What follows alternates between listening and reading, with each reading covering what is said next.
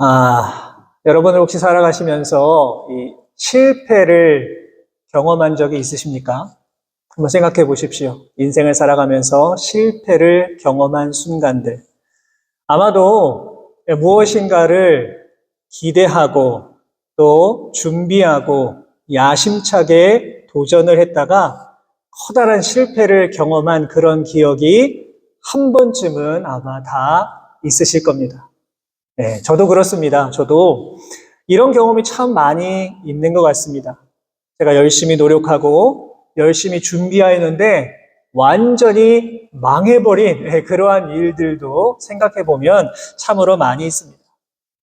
세계적인 위인들도 여러분 마찬가지입니다. 천재 작곡가 모차르트는요, 자신의 최고의 걸작이라고 할 수 있는 오페라 피가로의 결혼이 처음 딱 발표되었을 때에 수많은 사람들이 비판을 했습니다.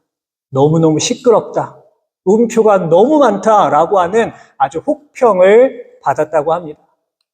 빈센트 반 고흐라고 하는 천재 화가는요, 생전에 그의 그림 한 점밖에는 팔지를 못했다고 합니다. 유명한 발명왕 에디슨은요, 어린 시절에 이 아이는 도무지 교육이 불가능한 아이다라고 하는 그런 소리를 들었다고 합니다. 또 20세기 최고의 과학자라고 할 수 있는 알버트 아인슈타인은요, 선생님으로부터 이 아이는 도저히 훌륭한 사람은 될 수 없을 것입니다 라고 하는 그러한 평가를 받았다고 합니다. 여러분, 이처럼 위인이라고 할 수 있는 사람이라고 할지라도 이 실패와 아픔의 시간은 다 겪었다라고 하는 겁니다. 여러분, 그런데 우리가 인생을 통해서 이러한 실패를 통해서 기억해야 될 것은 무엇이냐 하면, 내가 경험한 그 실패와 좌절의 순간을 다른 사람들에게 막 자랑스럽게 이야기하지는 못하더라도 내가 왜 실패하였는가, 실패의 이유가 무엇이고 내가 왜 실패할 수밖에 없었는가라고 하는 그 경험을 우리가 마음에 새기고 있어야 한다는 겁니다. 그리고 그런 실패와 좌절을 반복하지 않기 위하여서 나의 실패를 거울로 삼고 더 열심히 노력해야 된다라고 하는 것이죠.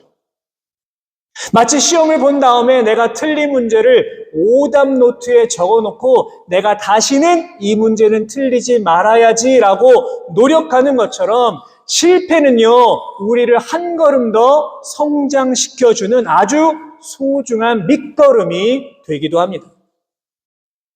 여러분이 성경에 담겨있는 내용도 마찬가지입니다. 여러분, 성경을 읽어보시면요, 성공한 이야기만 나오는 것이 절대로 아닙니다.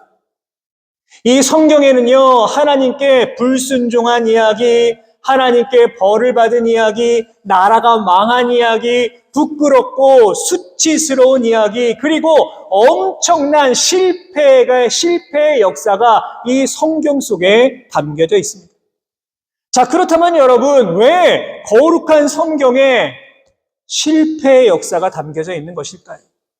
여러분, 그 이유도 마찬가지입니다. 하나님은 우리에게 이러한 실패의 역사를 너희가 본받아라, 이러한 말씀이 아니라 오히려 너희들이 그 실패를 거울 삼아서 너희는 그렇게 하지 말아라, 너희는 그렇게 믿지 말아라, 너희는 그렇게 살지 말아라 라고 하는 것을 우리들에게 말씀해 주시는 겁니다. 이런 말이 있습니다. 하나님은 실패한 사람을 사용하신다. 왜냐하면 다른 종류의 사람이 없기 때문이다.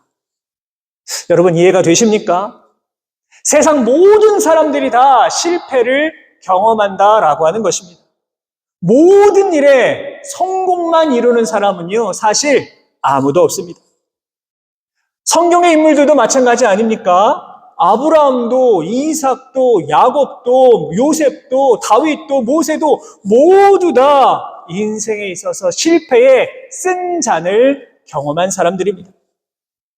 그렇기 때문에 하나님께 불순종하고 하나님께 도전하였던 그 모습을 기억하여서 다시는 그런 죄로 하나님 마음을 아프게 하지 말고 실패의 역사를 되풀이하지 말라라고 하는 그런 의미로 이 성경 속에 실패의 역사도 기록되어 있는 것입니다.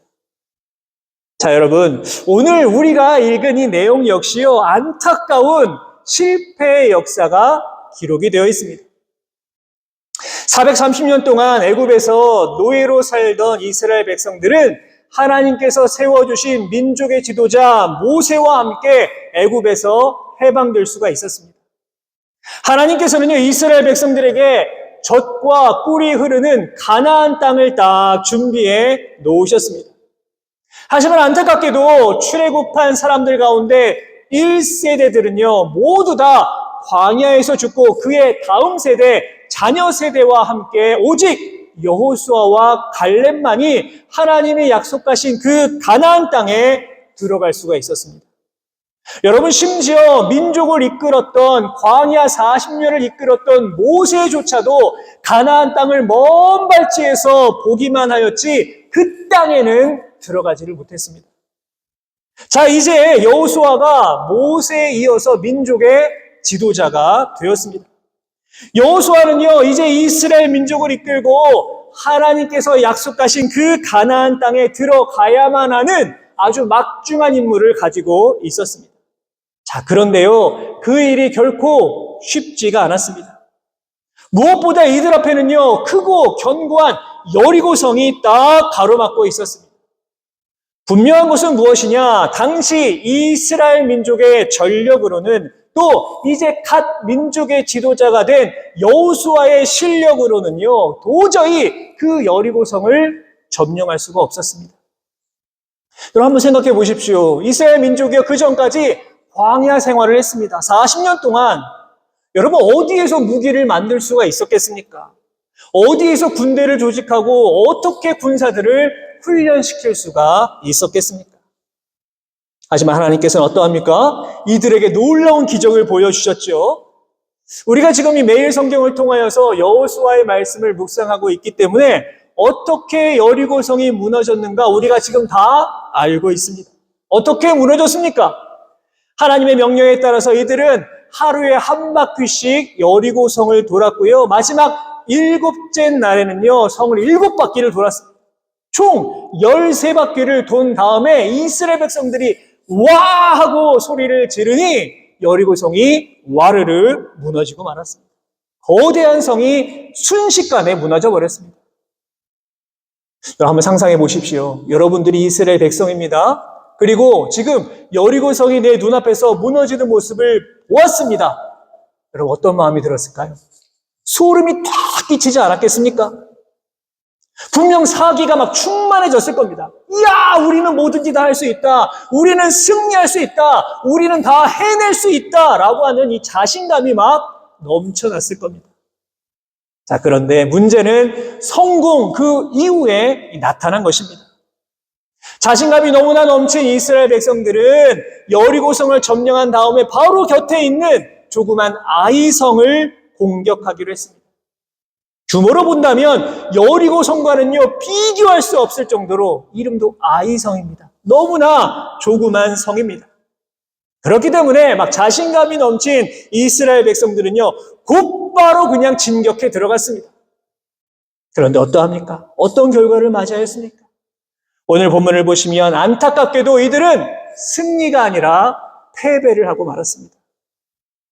여러분, 그렇다면 왜 패배를 했을까요?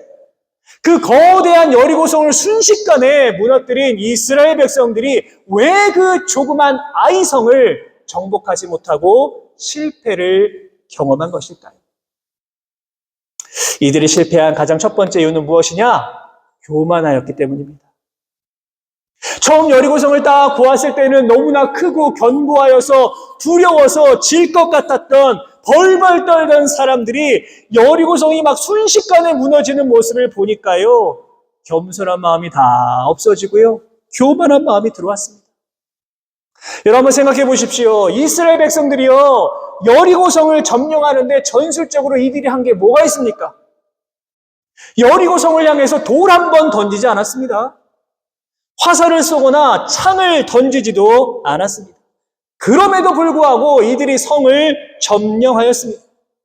자, 그렇다면 여러분, 이 승리는 순전히 누구 때문입니까? 당연히 여호와 하나님 때문입니다. 여호수아는 하나님의 말씀대로 움직였고 백성들이 그 말씀에 순종하여 움직였기 때문에 이들이 승리를 거둘 수 있었던 겁니다. 다시 말해 여러분, 이들의 승리는요 100% 하나님의 은혜였습니다. 그런데 여리고성이 다 무너지는 그 순간에 이들의 머릿속에요, 이스라엘 백성들의 머릿속에 하나님의 은혜가 다 사라지고 말았습니다. 그냥 자신들이 잘났어, 우리가 너무나도 잘했어, 우리가 능력이 있어서 그 성을 점령했다라고 생각하고 말았습니다. 다시 말해서 여러분, 승리의 주인공이 여호와 하나님에서 순식간에 자기 자신으로 바뀌고 말았던 겁니다. 자, 이들의 마음을요 오늘 보면 3절을 통해 분명하게 알 수가 있습니다. 우리 3절 말씀 같이 한번 읽겠습니다. 시작. 여호수아에게로 돌아와 그에게 이르되 백성을 다 올라가게 하지 말고 이 3,000명만 올라가서 아이를 치게 하소서. 그들은 소수이니 모든 백성을 그리로 보내어 수고롭게 하지 마소서 하므로. 무엇이 느껴지십니까? 어떤 마음이 느껴지십니까? 여리고성을 점령한 우리들이 저 조그만 아이성 점령 못하겠느냐라고 하는 것입니다. 심지어 뭐라고 합니까? 많이 갈 것도 없답니다. 한 2,000명? 아니 한 3,000명 정도만 가면 그냥 손쉽게 이길 수 있습니다. 이렇게 말하고 있습니다. 한마디로 저 아이성을 아주 무시하고 깔보고 있는 것입니다. 여러분, 주석가들은요 이 아이성이 아무리 작다라고 하더라도요 인구가 한 12,000명 정도는 되었을 것이고 군사는 한 3,000명 정도는 되었을 것이다, 그렇게 보고 있습니다.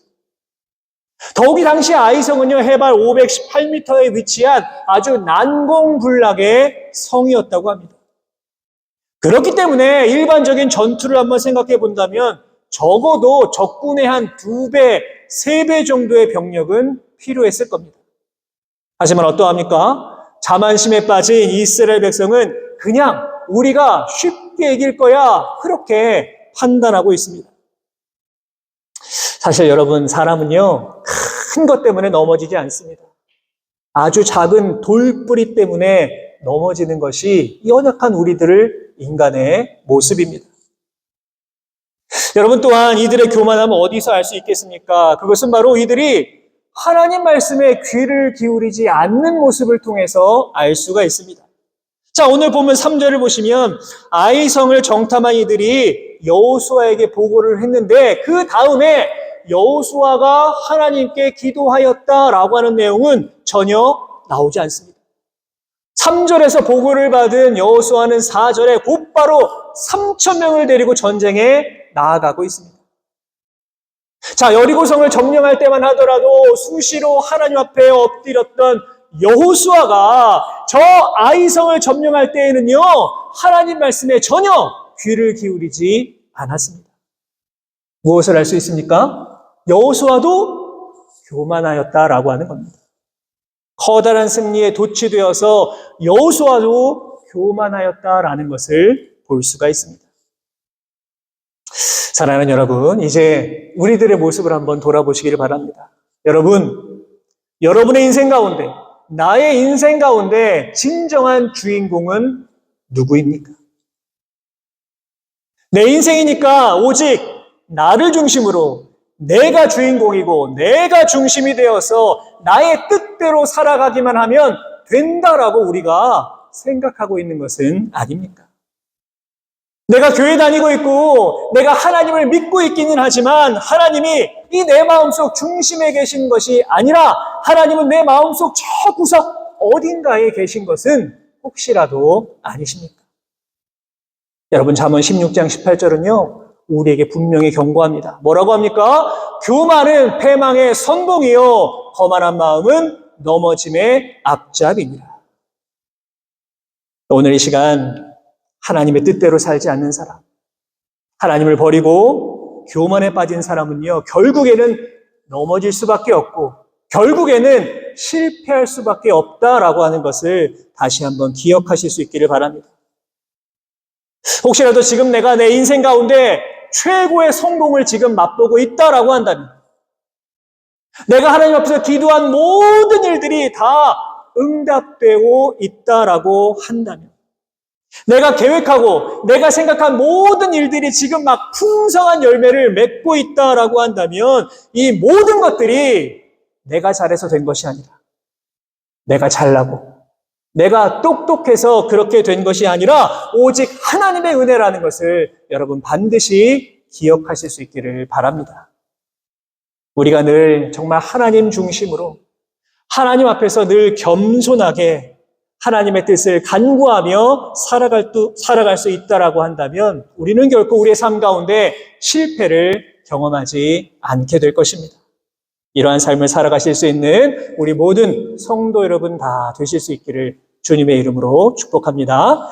자, 이들이 실패한 두 번째 원인은 무엇이냐? 바로 담대함이 부족했기 때문입니다. 자, 오늘 본문 5절을 보니까 이런 말씀이 기록되어 있습니다. 백성의 마음이 녹아 물같이 된지라. 아이성 정복에 실패한 지금 이스라엘 백성이요, 엄청난 좌절을 경험하고 있는 겁니다. 한마디로 이런 거죠. 거봐, 우린 안 되는 거야. 우린 할 수 없는 거야. 우리가 뭘 할 수 있겠어? 라고 하는 마음을 가졌다라고 하는 것입니다. 여러분, 많은 그리스도인들이 하는 착각 중 하나가 뭐가 있냐 하면, 나는 예수님을 믿기만 하면 만사형통할 거야 라고 하는 생각입니다. 내가 교회를 다니기만 하면 모든 일들이 다 잘 풀릴 거야 라고 하는 생각을 합니다. 여러분, 그런데요, 이것은 엄청난 착각입니다. 여러분, 예수님 믿는 사람들도요, 당연히 실패를 경험할 수 있습니다. 넘어질 수도 있습니다. 좌절을 맛볼 수도 있습니다. 심지어 인생의 밑바닥을 경험할 수도 있습니다. 문제는 무엇일까요? 많은 그리스도인들이요, 이런 일을 당하면 오늘 본문에 나오는 것처럼 마음이 녹아서 물같이 되고 맙니다. 믿음도 다 사라져버리고, 하나님을 원망하고, 나의 신앙도 버리고, 교회를 떠나는 일도요, 얼마나 많이 있는지 모릅니다. 심지어 하나님이 어디 있냐? 그렇게 소리치는 사람들도 있습니다. 성경을 보면요, 욥의 아내도 그랬습니다. 하나님 앞에서 온전하고 정직하고 하나님을 경외하고 악에서 떠난 욥이었지만 어떠합니까? 욥은요, 우리가 상상할 수도 없는 엄청난 인생의 실패를 맛보았습니다. 그러자 욥의 아내가 욥에게 뭐라고 하였습니까? 욥기 2장 9절의 말씀 보십시오. 당신이 그래도 자기의 온전함을 굳게 지키느냐? 하나님을 욕하고 죽으라. 이렇게 말하였습니다. 어찌 보면 이러한 모습이요, 바로 인생의 실패를 대하는 우리들의 모습일 수도 있습니다.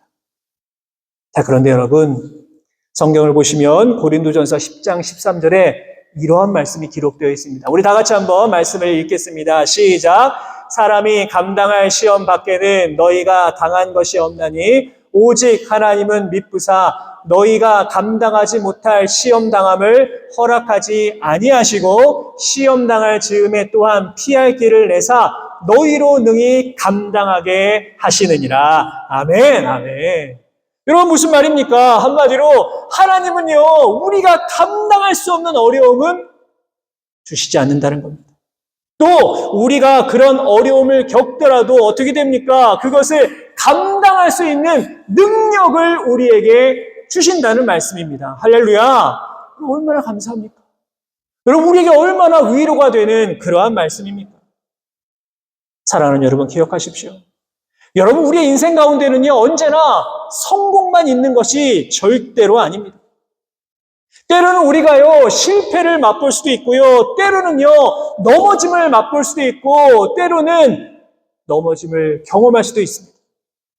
여러분, 그러나 우리에게 이러한 순간이 온다라고 하더라도 지금 오늘 본문에 나오는 이스라엘 백성들처럼 마음이 녹아서 물처럼 되는 그러한 인생이 아니라 오히려 이 실패를 하나님이 나에게 주신 기회로 생각하고 더 열심히 믿음 안에서 살아가고자 노력해야 되는 겁니다. 욥이 그러하였습니다. 욥기 2장 10절에 그는 이렇게 고백하였습니다. 같이 한번 읽겠습니다. 시작. 우리가 하나님께 복을 받았은즉 화도 받지 아니하겠느냐 하고 이 모든 일의 유비 입술로 범죄하지 아니하니라. 아멘. 여러분 그렇습니다. 우리가 실패 앞에서도요, 정말 이러한 마음을 가지고 당당하게 나아갈 수 있다라고 한다면 실패는 우리들에게 귀한 열매로 다가오게 될 줄로 믿습니다. 자, 이스라엘 백성들이 실패한 세 번째 이유는 뭘까요? 그것은 바로 이들이 순종하지 않았기 때문입니다. 하나님께서 여리고성을 다 점령한 다음에 이들에게 한 가지 명령을 하셨습니다. 그 명령이 무엇이냐 하면 여호수아 6장 17절의 말씀입니다. 이렇게 기록되어 있습니다. 이 성과 그 가운데에 있는 모든 것은 여호와께 온전히 바치되. 무슨 말입니까? 여리고성을 점령한 다음에 엄청난 전리품이 나올 것인데 너희들은 그것에 절대로 손을 대면 안 된다라고 하는 말씀입니다. 한번 생각해 보십시오, 여러분. 하나님께서 왜 이런 명령을 하셨을까요? 정말 엄청난 전리품일 것입니다. 그죠? 그런데 너희들 게 아니라는 거예요. 절대로 너희들 손대지 마. 하나님이 그렇게 말씀하셨습니다. 그것은 바로 지금 이스라엘 백성들이 승리한 것은 너희가 잘해서 된 것이 아니라 오직 하나님께서 함께 하셨기 때문이다라는 것을 기억하도록 하기 위하여서 하나님은 전리품에 손을 대지 말라라고 말씀을 하신 것입니다. 자, 그런데 이 하나님 말씀을요, 단 한 사람, 이스라엘 백성들 가운데 단 한 사람이 어겼습니다. 우리 여호수아 7장 1절의 말씀인데요. 같이 한번 읽겠습니다. 시작.